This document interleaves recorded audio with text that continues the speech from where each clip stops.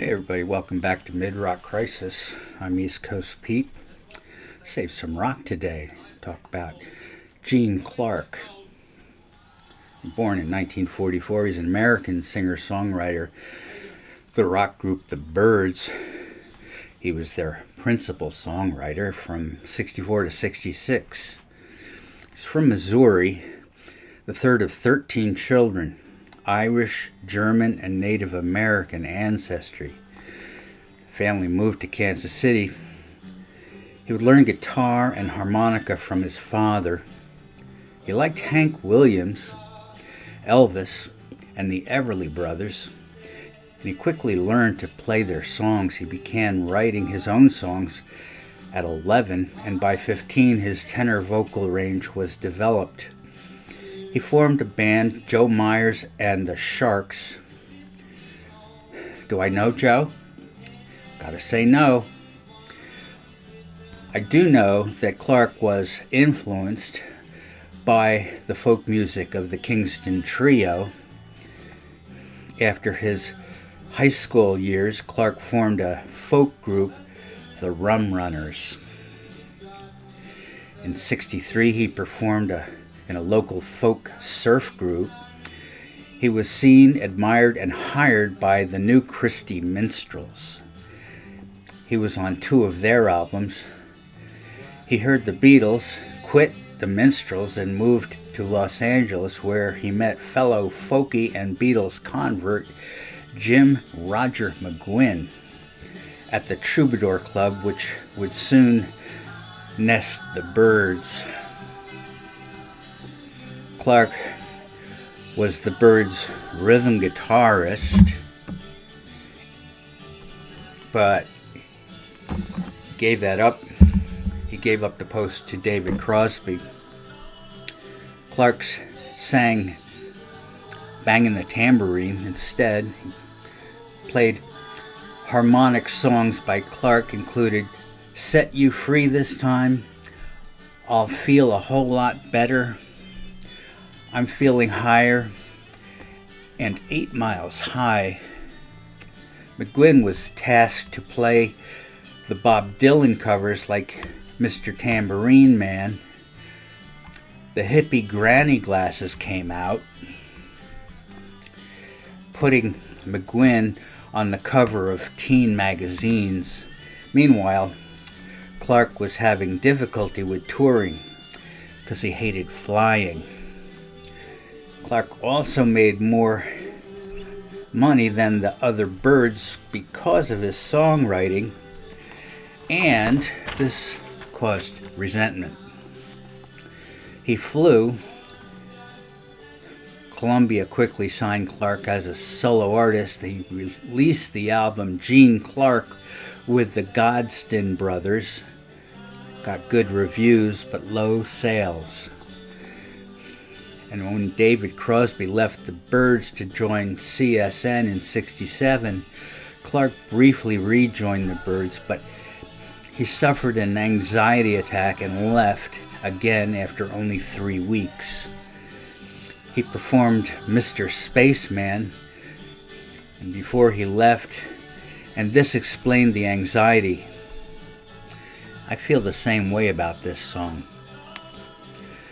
In '68, Clark signed with A&M, the new band formed with banjo player Doug Dillard, guitarist Bernie Leadon, later with the Flying Burrito Brothers and the Eagles, bassist Dave Jackson, and mandolinist Don Beck, and drummer Michael Clark. The band Dillard and Clark released 2 albums.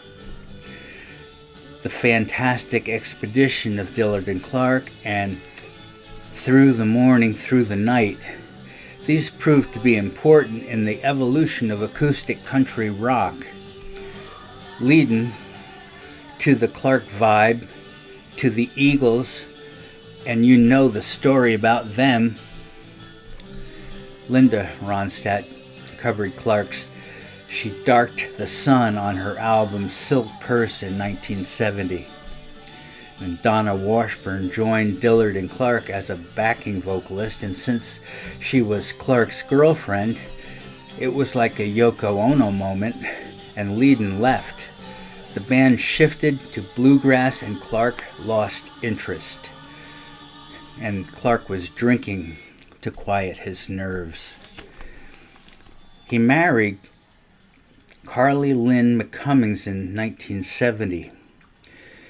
He was living on the Byrd's royalties and from his other songs that were covered by other artists. And in 1971, Clark released his second solo album, White Light. It was produced by Jesse Davis. Clark became close friends with him, and the album was intimate, poetic, and acoustic, with Jesse on slide guitar. Bob Dylan loved the song For a Spanish Guitar, so Dylan contributed his song Tears of Rage to Clark for the album. Again, met with critical acclaim but low sales, except in Holland. Clark couldn't or wouldn't tour to support the album. A follow-up album was planned, but A&M bailed out. In 1972, Clark joined the original Byrds. The album Byrds, it went to number 20 in the U.S., but in the wake of CSN and CSNY and Steve Still's Manassas, the Byrds didn't have much of a chance to compete, even with David Crosby as a producer. Clark tried again, signing with Asylum, a label known as a proponent of the singer-songwriter movement of the era. The album No Other was a combination of country rock, folk, gospel, soul, and choral music with poetic, mystical lyrics.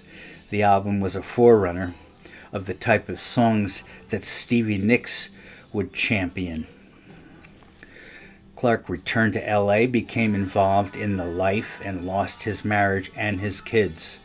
He played in a new band, Gene Clark and the Silverados. Two sides of every story was folk-tinged with a degree of cosmic consciousness, bluegrass, and traditional honky-tonk. The emotion of his divorce also made its way onto the album, another example of a forerunner to Fleetwood Mac. Clark forced himself to tour. On the British leg of the tour, Clark and his band shared the bill with the Roger McGuinn Band and the Chris Hillman Band. This brought Clark and McGuinn back together as an acoustic duo, and without the granny glasses. Hillman also joined. The album McGuinn, Clark, and Hillman in 1979 was a rebirth of Clark's songwriting.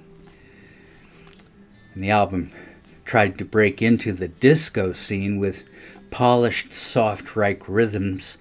The album went to number 39 and went gold. Clark didn't like the music at all, but he needed to support his new heroin project. In 1981, Clark bailed, and McGuinn and Hillman carried on as a duo. Then Clark moved to Hawaii with Jesse Ed Davis to try to kick his dependency. He stayed there till the end of 1981, and in 1982 he returned to L.A. to try again. The new band was the Firebirds. And another effort with Hillman called Flight. Flight didn't get off the ground, but a Firebirds album came out in 1984. Bands like R.E.M. and Tom Petty were in vogue. There was a new interest in the Byrds. Clark had new fans in the Paisley underground scene. He put out a new album with Carla Olson of the Textones titled So Rebellious a Lover. It was well received and sold moderately. Now, Clark approached the former Byrds with an idea to celebrate the 20th anniversary of their recording of Mr. Tambourine Man. but there was no interest. Instead, Clark assembled a supergroup including ex-Flying Burrito Brothers and Firefall member Rick Roberts, and ex-Beach Boys singer and guitarist Blondie Chaplin, and ex-band members Rick Danko and Richard Manuel, and ex-Byrd Michael Clark, and John York. He called the group the 20th anniversary tribute to the Byrds and went on the road in 1985. Promoters shortened the name to the Byrds in ads, and of course Roger and David objected, as was their right. Clark felt badly about it and left.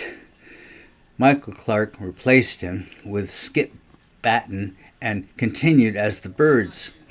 Hillman, Crosby, and McGuinn retaliated by going on the road as the Byrds, trying to establish ownership of the name. Crosby got secured rights, but not until 2002.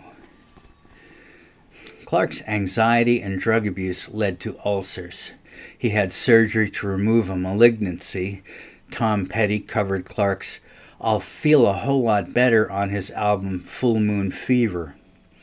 Money from royalties provided the means for Clark to plunge back into the life, and this time crack, heroin, and alcohol. The Byrds, the original Byrds, were inducted into the Rock and Roll Hall of Fame in 1991. In the same year, Gene Clark died at the age of 46 of a bleeding ulcer. Anxiety sucks. A documentary about Clark's life called "The Bird Who Flew Alone." Sad. Way back in '65, Mr. Tambourine Man.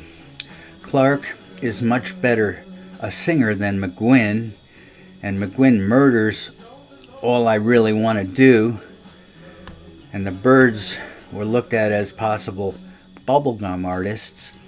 Problem is, I'm already tired of the electric 12-string, and it's only the first album. Then 65, Turn, Turn, Turn. It's a Pete Seeger song. It's also in the book of Ecclesiastes. He was a friend of mine.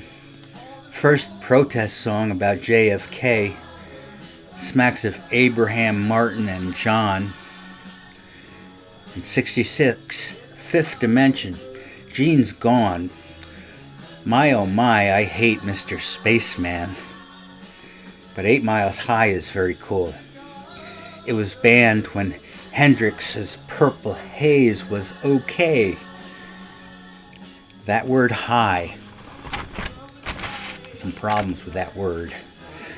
1969 Pre-Flight. This is a compilation album. Here Without You.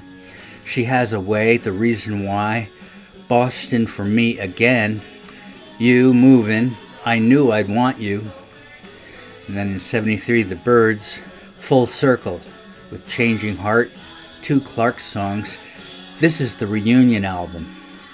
Clark is superb. Laughing by Cross is nice. It's good to see him in a good mood. He's been through so much.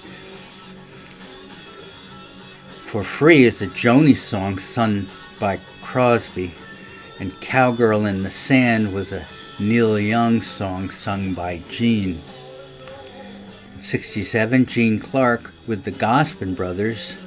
Echoes, Think I'm Gonna Feel Better. Tried So Hard.